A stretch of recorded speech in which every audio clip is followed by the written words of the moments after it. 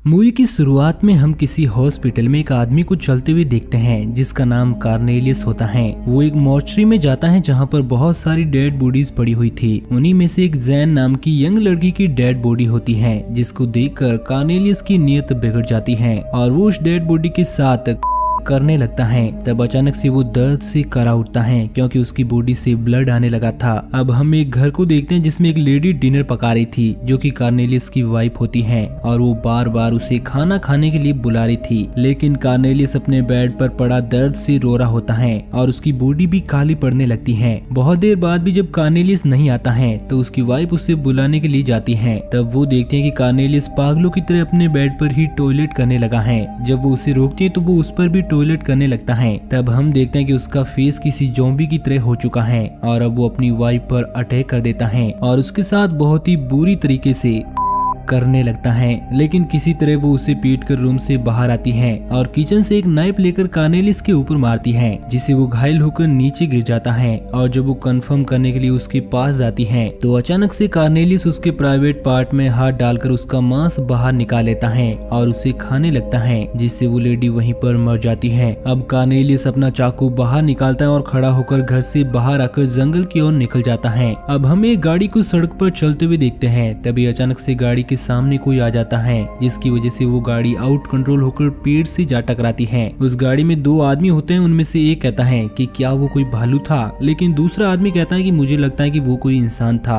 तभी उन्हें गाड़ी के नीचे से कुछ आवाज आती है और हम देखते हैं कि कार्नेलियस गाड़ी के पीछे से निकलकर जंगल की ओर जाने लगता है, मगर तभी वो आदमी गाड़ी रिवर्स लेता है जिसकी वजह से कार्नेलियस गाड़ी की ट्रॉली में गिर जाता है। अब वो दोनों इस चीज पर ध्यान नहीं देते हैं और वहाँ से निकल जाते हैं। अगले दिन हम एक क्लास को देखते हैं जिसमें एक टीचर बच्चों को पढ़ा रही थी। उस क्लास में कुछ फ्रेंड्स होते हैं जिनमें क्रिस्टन और उसकी फ्रेंड कैरी और उसका बॉयफ्रेंड फ्रेडी और जैसन जो कि क्रिस्टन का कजिन होता है और ब्रोकलिन और उसकी गर्लफ्रेंड समीरा होती है। उन सभी का एक फ्रेंड सर्किल होता है और इस वीकेंड वो सभी बीच पर एंजॉय करने के लिए जाने का प्लान करते हैं। तभी बाहर एक गाड़ी आती है जिसमें पामेला का बॉयफ्रेंड ड्रक होता है जो कि उसे बाहर बुलाता है, इसलिए पामेला टीचर से वॉशरूम का बहाना बनाकर बाहर जाती है और ड्रक के साथ वहाँ से चली जाती है। अब स्कूल की छुट्टी होने पर समीरा क्रिस्टन से बीच पर चलने से मना कर देती है, इसलिए बाकी सभी लोग समीरा के बिना ही जाने का डिसीजन लेते हैं। दूसरी ओर एक डाकिया जंगल में चलते हुए उस जगह पर जाता है जहां पर लास्ट नाइट उस गाड़ी का एक्सीडेंट हुआ था। उसे वहां पर कुछ लेटर मिलते हैं जिन्हें लेकर वो पास में बने कार्नेलियस के घर जाता है जहां पर वो दरवाजा नॉक करता है, लेकिन उसे कोई रिप्लाई नहीं मिलता, इसलिए वो विंडो से अंदर झांकने की कोशिश करता है। तभी कोई अंदर से उसे पंच करता है जिससे वो वहीं पर नीचे गिर जाता है। उसे मारने वाली कोई और नहीं बल्कि कार्नेलियस की वाइफ होती है जो अब वहाँ से बाहर निकलकर जंगल की ओर चली जाती है। दूसरी ओर पामेला और डर्क एक फ्यूल स्टेशन पर जाते हैं। डर्क फ्यूल भरता है तब पामेला फ्रेश होने के लिए स्टेशन मैनेजर से वॉशरूम की चाबी लेती है जो कि एक ओल्ड लेडी होती है। अब वहाँ पर वो दोनों आदमी आ जाते हैं जिनकी गाड़ी का लास्ट नाइट एक्सीडेंट हुआ था। पामेला और डर्क वहाँ से निकल जाते हैं। उन दोनों में से एक आदमी पेमेंट करने के लिए स्टोर में जाता है, तब वो वहाँ से कुछ बियर बोतल्स चुरा लेता है।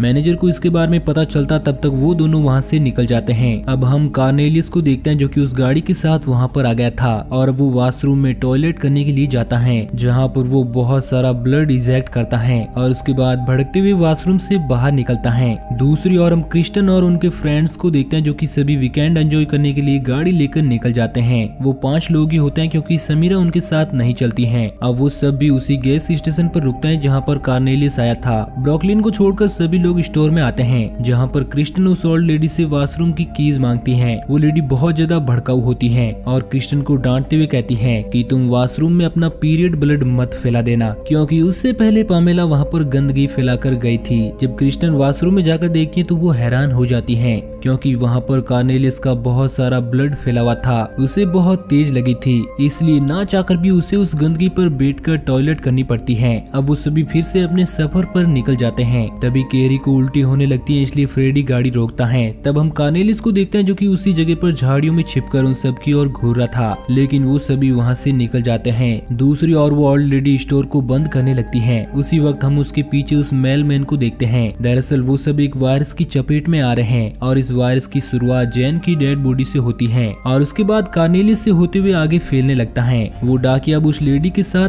करने लगता है, जिससे वो भी इस वायरस से इन्फेक्टेड हो जाती है। कैरी और उसके सभी फ्रेंड्स हाईवे पर जा रहे होते हैं, तब उन्हें एक मोटेल दिखाई देता है और वो सभी अपनी रात वहीं पर बिताने का प्लान बनाते हैं। उसी मोटेल में पामेला और ड्रक होते हैं जो कि वहाँ पर एंजॉय करने के लिए आए थे। अब फ्रेडी और जेसन मोटेल में इंक्वायरी के लिए जाते हैं और 2 रूम्स बुक कराते हैं। अब सभी अपना लगेज लेकर मोटेल में चले जाते हैं, लेकिन जेसन कुछ देर तक कार में ही रुकता है क्योंकि उन्होंने 2 ही रूम लिए थे। इसलिए फ्रेडी कैरी के साथ कुछ एंजॉय करने के लिए उसे बाहर ही रुकने को कहता है। रूम में जाकर फ्रेडी कैरी को इंटरकोर्स करने के लिए कहता है, लेकिन कैरी उसे मना कर देती है क्योंकि उसकी तबीयत थोड़ी खराब होती है। इसलिए फ्रेडी उस पर गुस्सा होकर वहाँ से चला जाता है। बाहर जाकर वो डस्टबिन के पास जाकर मास्टरबेट करने लगता है, लेकिन उसे कैरी पर गुस्सा आ रहा था, इसलिए वो अपना सर डस्टबिन पर पीटता है, जिससे बेहोश होकर वहीं पर गिर जाता है। जेसन गाड़ी में बैठा अकेले थक जाता है। तभी वो ओल्ड लेडी वहाँ पर आती है जो जेसन पर अटैक कर देती है, लेकिन किसी तरह वो भागते हुए रूम में चला जाता है जहाँ पर वो कैरी को उसके बारे में बताता है। लेकिन वो देखता है कि कैरी बहुत ही ज्यादा अजीब बर्ताव कर रही है। दरअसल कैरी भी इस वायरस से इन्फेक्टेड हो जाती है क्योंकि उसने कार्नेलिस के ब्लड पर बैठकर टॉयलेट किया था, जिसकी वजह से उसे इन्फेक्शन धीरे हुआ और अब वो पागल होकर जेसन को किस करने लगती है। दूसरी ओर ड्रग पामेला को छोड़कर बाहर जाने लगता है क्योंकि वो उसके साथ चीट कर रही थी। पामेला उसे वापस आने के लिए कहती है, लेकिन तभी वहाँ पर कार्नेलिस आ जाता है और वो उसे बुरी तरह से काट देता है, जिससे वो भी वायरस से इन्फेक्टेड हो जाती है। ड्रग को उसके चिल्लाने की आवाज सुनी देती है, मगर वो उसे इग्नोर करके वहाँ से चला जाता है। दूसरी ओर जेसन और कैरी इंटीमेट हो रहे थे, तभी कैरी उसे काटने लगती है क्योंकि वो पूरी तरह से इन्फेक्टेड हो चुकी थी।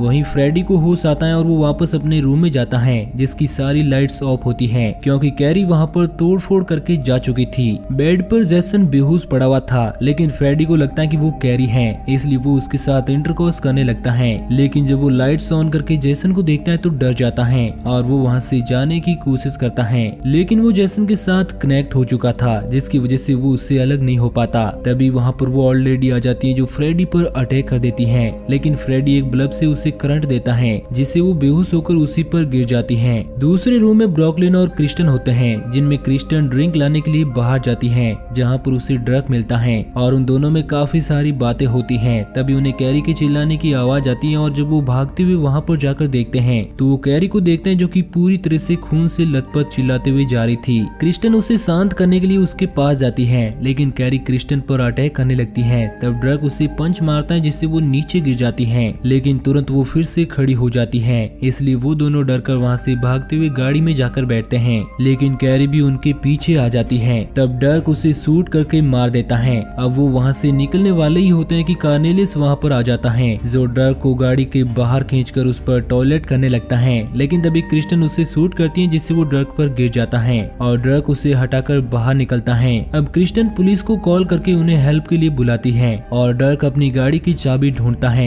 तब वो उसे अपनी गाड़ी के नीचे दिखती है और वो उसे निकालने की कोशिश करता है, लेकिन तभी पीछे कार्नेलिस खड़ा हो जाता है और वो डर्क को घसीटने लगता है। इसलिए क्रिस्टन उसकी हेल्प के लिए गन उठाती है, लेकिन तभी कैरी उसे पकड़कर उस पर अटैक कर देती है। तब तक डर्क कार्नेलिस को पीटकर घायल कर देता है और वो कैरी को भी शूट कर देता है, जिससे वो दोनों बच जाते हैं। मगर कैरी एक बार फिर से खड़ी हो जाती है, इसलिए वो दोनों भागते हुए ब्रॉकलिन के रूम में चले जाते हैं। ब्रॉकलिन जो कि अभी तक इन सबसे अनजान होता है, इसलिए वो उनकी बात पर यकीन नहीं करता। तब डर्क उसे खुद ही देखने के लिए कहता है और जब वो विंडो से बाहर देखता है तो वो कैरी को देखकर डर जाता है। दूसरी ओर फ्रेडी अभी भी अपने आप को जेसन से डिस्कनेक्ट करने की कोशिश कर रहा होता है, लेकिन उसी वक्त वहाँ पर एक पुलिस ऑफिसर आ जाता है जो सबसे पहले उसी के रूम को नॉक करता है। इसलिए फ्रेडी ब्लडी चादर को छिपाकर जेसन के साथ बेड पर लेट जाता है। वो ऑफिसर अंदर आता है और फ्रेडी से पूछता है कि क्या तुमने यहाँ पर चिल्लाने की कोई आवाज सुनी है। तब फ्रेडी कहता है कि ऐसा तो यहाँ पर कुछ भी नहीं हुआ, इसलिए वो ऑफिसर रूम से बाहर चला जाता है। दूसरी ओर डर्क, क्रिस्टन और ब्रॉकलिन रूम से बाहर निकलते हैं। तभी वो पुलिस ऑफिसर उन पर गन तान देता है। क्रिस्टन उसे समझाने की कोशिश करती है कि मैंने ही तुम्हें कॉल किया था और कुछ ज़ॉम्बी हमें मारने की कोशिश कर रहे हैं, लेकिन वो ऑफिसर उन पर यकीन नहीं करता। तभी कार्नेलिस उसके पीछे आ जाता है। डर्क ऑफिसर को पीछे मुड़ने के लिए कहता है और तभी वो देखता है कि कार्नेलिस मास्टरबेट करते हुए उसकी ओर आ रहा है और अचानक से वो बहुत सारा स्पर्म रिलीज करता है, जिससे वो ऑफिसर जल जाता है और ये देखकर वो तीनों वहाँ से भाग जाते हैं। फ्रेडी अभी भी खुद को फ्री करने की कोशिश कर रहा होता है। तभी जेसन को होश आ जाता है, जो कि अभी एक ज़ॉम्बी बन चुका था, इसलिए वो रूम से बाहर जाने लगता है, लेकिन फ्रेडी अभी भी उससे कनेक्टेड था, इसलिए वो डोर में अटक जाता है और जेसन की ज्यादा ताकत लगाने से फ्रेडी मिडिल से टूट फूटकर मर जाता है।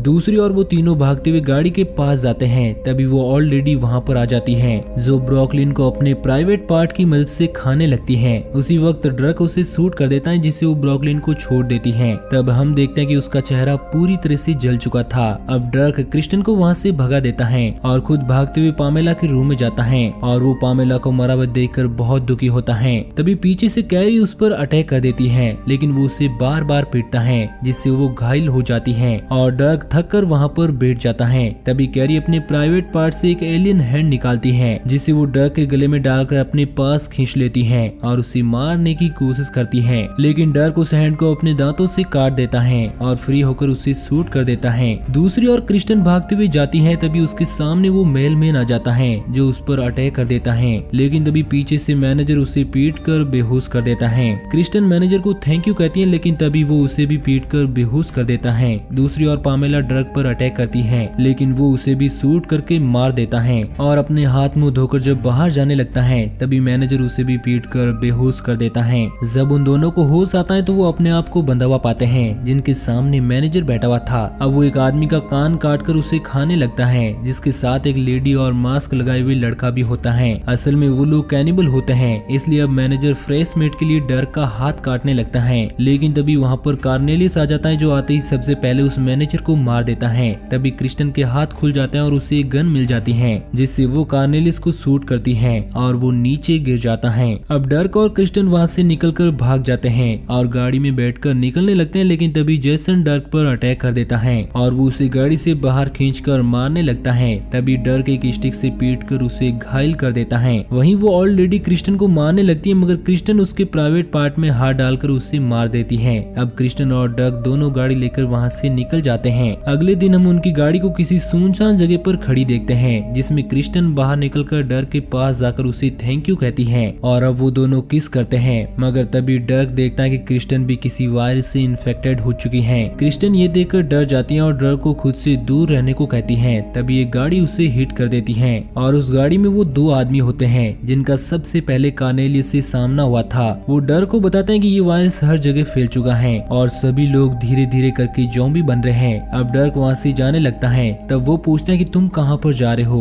तब डर्क बताता है कि मैं साउथ की ओर जा रहा हूँ, जहाँ पर मेरी फैमिली रहती है। तब वो कहते हैं कि अब कोई भी जगह इस वायरस से नहीं बची है, तुम्हें साउथ की ओर नहीं जाना चाहिए, क्योंकि वहाँ पर ये वायरस सबसे ज्यादा फैला हुआ है। तब डर्क कहता है कि तुम मुझे मत सिखाओ, मैं खुद ही अपने आप में एक डेविल हूँ। तभी एक ट्रक उसे हिट कर देता है और वो मर जाता है। इसी के साथ ये मूवी यहीं पर एंड हो जाती है। तो दोस्तों, आपको ये कहानी कैसी लगी नीचे कमेंट करके जरूर बताना और इसी तरह की कहानियों की डेली डोज के लिए हमारे चैनल को सब्सक्राइब करना बिल्कुल ना भूलना।